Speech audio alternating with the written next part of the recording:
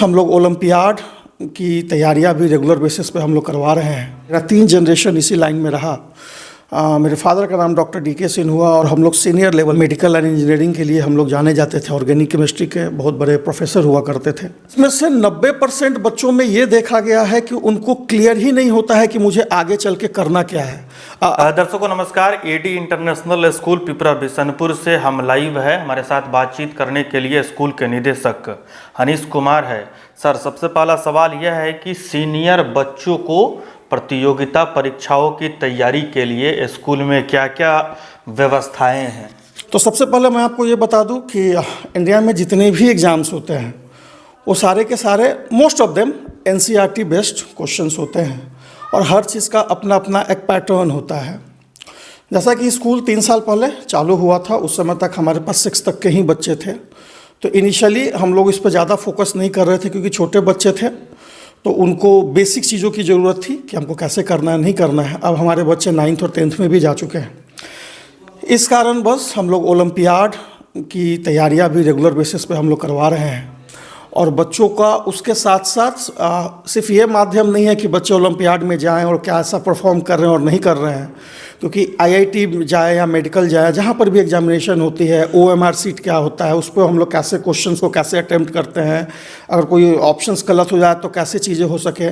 तो इन सारी ट्रेनिंगें पहले हमारे जो टीचर्स हैं उनको होती है, फिर वो हमारे बच्चों को देते हैं, ताकि कंपटीशन एग्ज़ाम में जब भी वो बैठे 10th या 12, मोस्टली तो 12th के बाद ही जाते हैं, बट 10th के बाद बहुत सारी प्रक्रियाएँ चालू हो जाती हैं। तो थोड़ा थोड़ा कर करके हमारा स्कूल ने इस चीज़ों को चालू किया है, बच्चों को ट्रेन करना चालू किया है और मोस्टली क्लास 5 से ऊपर के बच्चों को हम लोगों ने स्टार्ट कर दिया है कि हम लोग को इंटरव्यू कैसे कंडक्ट करते हैं, ओएमआर सीट को हम लोग कैसे ये करते हैं, सब्जेक्टिव क्वेश्चंस को कैसे सॉर्ट आउट करते हैं। तो इन सबों की भी अदर देन द एनसीईआरटी का सिलेबस कवर करने के अलावा इन सब चीज़ों पर भी हम लोग फोकस कर रहे हैं कि 10th और 12th के बाद जब वो बैठे तो उनके लिए कुछ नई चीज़ें नहीं आए, और वो सारी की सारी ट्रेनिंग मेरी पूरी की पूरी टीम देती है। सर, दूसरी बात है कैरियर काउंसलिंग और कैरियर गाइडेंस को लेकर आपके स्कूल में क्या क्या कार्यक्रम चलाए जा रहे हैं? सर, जैसे कि बहुत लोग जानते हैं, जो लोग नहीं जानते मैं उनको बताना चाहता हूँ कि मेरा 3 जनरेशन इसी लाइन में रहा। मेरे फादर का नाम डॉक्टर डी के सिंह हुआ और हम लोग सीनियर लेवल पे डॉक्टर और मेडिकल के लिए मेडिकल एंड इंजीनियरिंग के लिए हम लोग जाने जाते थे। ऑर्गेनिक केमिस्ट्री के बहुत बड़े प्रोफेसर हुआ करते थे। तो हम लोगों ने सीनियर लेवल तक बच्चों को हम लोगों ने देखा है कि वो लोग करियर में कैसे आगे बढ़ना चाहते हैं, चीज़ों को लेकर के चलना चाहते हैं। लेकिन इसमें से 90% बच्चों में ये देखा गया है कि उनको क्लियर ही नहीं होता है कि मुझे आगे चल के करना क्या है। अगर उनको पता है कि मुझे आईएएस बनना है तो आईएएस हम बनेंगे कैसे, हमको किन किन चीज़ों पे ये करने की ज़रूरत है।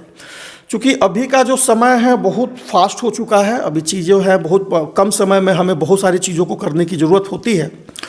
हम लोग इस कारण बस बहुत सारे डिग्निटरीज़ को बुला रहे हैं जो इनसे मिलते हैं। अभी हाल फिलहाल में आप ही लोगों ने ही कवर किया, डीएसपी सर आए हुए थे, अभी हेलन से भी सर आए हुए थे, संजय सर आए हुए थे, और भी लोग विजिट होते रहते हैं। प्लस मेरी टीम भी टाइम टू टाइम कि अगर आप आईएएस बनना चाहते हैं तो उसकी प्रक्रिया कब से चालू होती है, हमको क्या क्या चीज़ करने की ज़रूरत है, या मेडिकल करते हैं तो क्या क्या चीज़ करनी चाहिए, ताकि उन्हें पता हो सके कि अगर मुझे डॉक्टर बनना है या आईएएस आईपीएस बनना है या मुझे पुलिस लाइन में जानी है तो इन सब चीज़ों की प्रक्रिया क्या है, ताकि वो आज से अपनी तैयारियों को वो कर सके। और इसमें सबसे बड़ी जो योगदान है वो मेरे टीम की योगदान है, क्योंकि वो बच्चों से हम लोग टाइम टू टाइम पूछते रहते हैं आप कैसे क्या बनना चाहते हो, क्या लेके चलना पड़ता है। तो उन्हें ये ज़रूर पता है, मैं ये नहीं कहूँगा कि 100% बच्चों को नहीं पता है। किसी को डॉक्टर पता है कि मैं डॉक्टर बनूंगा, तो डॉक्टर को बनने के लिए क्या क्या प्रक्रिया है, कितने टाइप्स ऑफ एग्जाम्स होते हैं, कैसे कैसे करना पड़ेगा, फिर उसमें स्पेशलाइजेशन हम लोग कैसे लेंगे।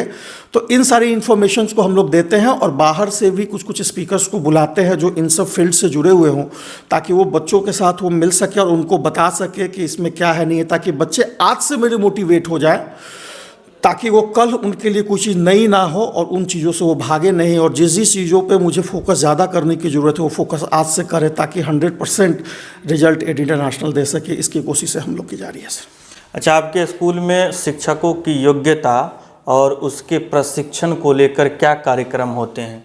बेसिक अगर हमसे पूछेंगे तो सबसे पहली बात ज़रूरत ये होती है कि मेरे यहाँ जितने भी टीचर्स की चयन अगर होते हैं मोस्टली सीनियर लेवल पे या जूनियर में भी हम लोग को क्या करना है, तो हमारे यहाँ एक कोर टीम बनी हुई है और हम लोग एनसीईआरटी का हर एक जितने उनके बुकलेट आते हैं, इंटरनेट पे जो भी इंफॉर्मेशंस अवेलेबल है कि हमको किस तरीके से बच्चों को पढ़ाना है, चाहे वो एक्टिविटी के थ्रू पढ़ाना हो या फिर उनको हमको प्रैक्टिकल के थ्रू पढ़ाना हो, तो एनसीईआरटी के हिसाब से आपकी योग्यता, मेरे टीम को एक ही इंस्ट्रक्शन होता है कि आपका योग्यता ज़्यादा हो या कम हो, इससे फ़र्क नहीं पड़ता है। हमको अपने बच्चों को एज पर सीबीएसई के आधार पर प्रिपेयर करना है और वो जो गाइडलाइन देता है उसको हमको फुलफ़िल करना है। उसके अलावा बार बार अभी हम लोग का बहुत अच्छा हम लोग को एक हेल्प मिल रहा है हेलन से, जहाँ से संजय सर अभी तक 2 बार यहाँ पे विजिट कर चुके हैं। वहाँ से एक प्रशांत जी है जो बहुत सीनियर लेवल पे +2 लेवल पे वो एक टीचर रहे हुए हैं, जो कि वो सीबीएसई के अलग अलग स्कूलों में वो जाते हैं और टीचर्स को ट्रेन करते हैं कि हमको एग्ज़ाम में कैसे बिहेव करना चाहिए, क्वेश्चन पैटर्न कैसे होने चाहिए। तो वो सारे सीबीएसई बेसिस पे होते हैं। वो मेरे पूरे टीम को ट्रेंड करते हैं कि क्लास को कैसे मैनेज करना चाहिए, जो वीक बच्चे हैं उनको विशेष कैसे ध्यान दें, जो बहुत ज़्यादा तेज़ है उनको कैसे हम लोग आगे लेकर के चलें।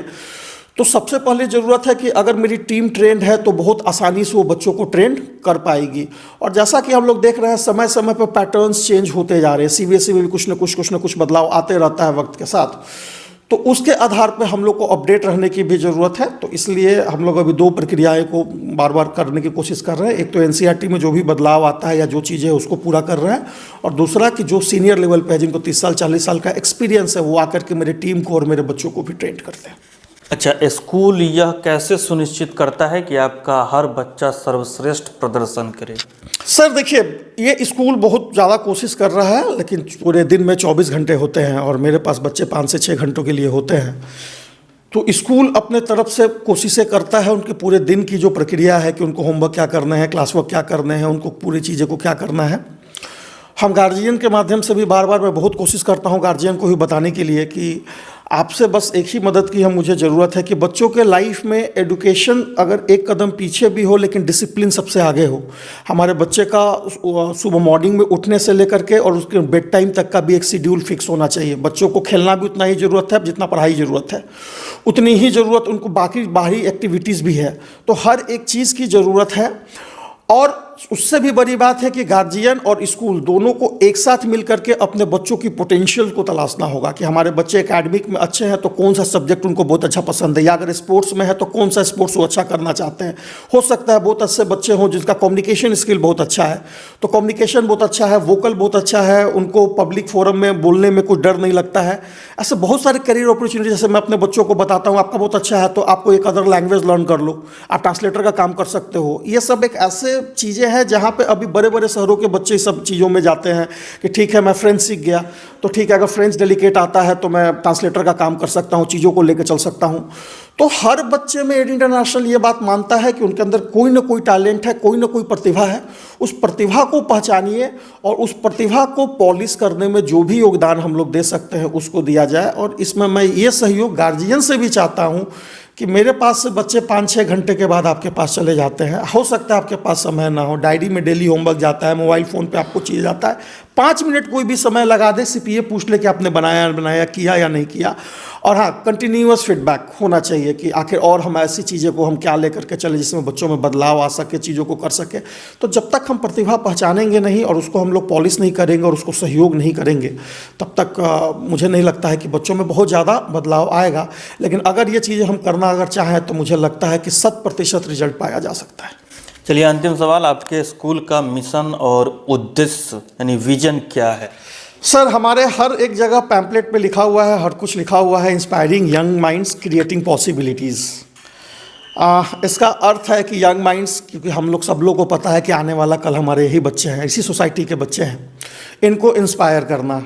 जो अभी तक आपने जो भी मेरे से सवाल पूछा ये इसी चीज़ को जस्टिफाई और इसको पूरा करने के लिए किया जा रहा है कि आने वाले वक्त में उनको बहुत सारे युद्ध लड़ने हैं, बहुत सारे उनको एग्ज़ाम्स देने हैं, उसकी तैयारी हम कैसे करा सकें, उनकी पोटेंशियल्स को कैसे हम इंस्पायर कर सकें, समझ सकें और उसमें उनको हम लोग ज़्यादा से ज़्यादा मदद कर सकें। मेरा तो गाइडलाइन देने की जिम्मेदारी है ही, मैं दूंगा ही दूंगा, प्लस मुझे गार्जियन साइड से भी एक हेल्प यही चाहिए होता है कि उनको इंस्पायर करें जिस चीज़ में बढ़ना चाहिए। जैसे पहले क्रिकेट था, पहले क्रिकेट में जाना बहुत मुश्किल हुआ करता था क्योंकि वो 11 या 14 या 15 जितने भी प्लेयर्स होते थे उससे ज़्यादा उसमें जगह बनाना बहुत मुश्किल होता था। अब IPL आ गया, अभी जिला स्तर पर बहुत सारी चीज़ें चल रही है, कंट्री लेवल पर बहुत सारी चीज़ें चल रही हैं, पोटेंशियल्स बहुत ज़्यादा बढ़ रहे हैं। तो हाँ, अब फ्यूचर है और हमें देखने की ज़रूरत है कि बच्चों को एकेडमी के साथ साथ जिसमें उनका रुचि है, जिसमें इंटरेस्ट है, अगर उसमें वो बेहतरीन कर सकते हैं तो सुविधा मुहैया कराना, उनको इंस्पायर करना और उनके लिए we have to create a possibilities जहाँ पे जा करके वो अच्छा अर्निंग कर सके, not only in the terms of finance but in terms of reputation also. चलिए, बहुत शुक्रिया। आप क्या सोचते हैं इन सब चीज़ों पर? अपनी राय कमेंट बॉक्स में निश्चित दें। परिहार शहर का गौरव AR mobile and electronics plaza, Parihar Chowk. हमारे यहाँ पर बगैर पैसा के TV, fridge, LED cooler, mobile, inverter, battery और सभी सामान उपलब्ध हैं। एक बार सेवा का अवसर अवश्य दें।